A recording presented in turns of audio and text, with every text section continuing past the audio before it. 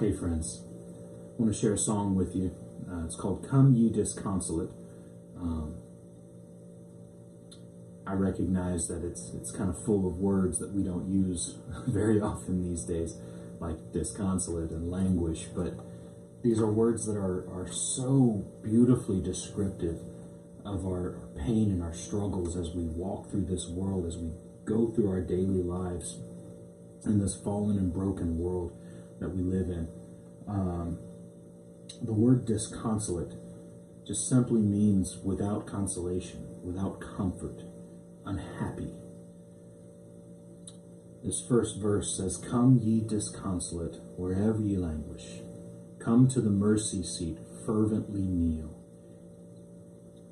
The author of this song is issuing an invitation, a call to all who are hurting, broken, to come find their peace, find their healing at the mercy seat of God. This mercy seat refers back to the Old Testament in Exodus, where God is giving the instruction on how to build his tabernacle, on how to create a representation on earth of what the throne room is like in heaven. And he gives this elaborate description of the Ark of the Covenant, on top of which is the mercy seat. And the mercy seat is where the presence of God is said to dwell. In the holiest of holy places in the tabernacle, where only those whom God has appointed to come before his throne can be. When Christ died on the cross, that the curtain that separated the outer from the inner, and the Holy of Holies from the outer place, was torn from the top to the bottom. Only God could have torn this curtain. And he did this to show that we now, by the power of the Holy Spirit that he's given us from the sacrifice of Christ, we can come before the mercy seat, come boldly before the throne of God, and fervently kneel. We can bring our burdens, our pain, our sorrow, and cast them at his feet, directly at the mercy seat. We can tell our wounded hearts, we can tell our anguish, earth has no sorrow that heaven cannot heal.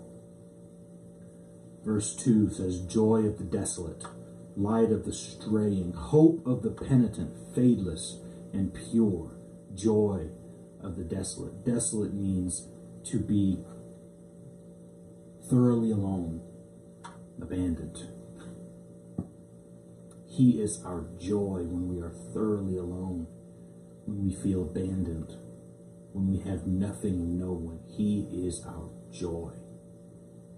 Here speaks the Comforter, the Holy Spirit, tenderly saying, earth has no sorrow, heaven cannot cure. In verse 3, we see the images of life.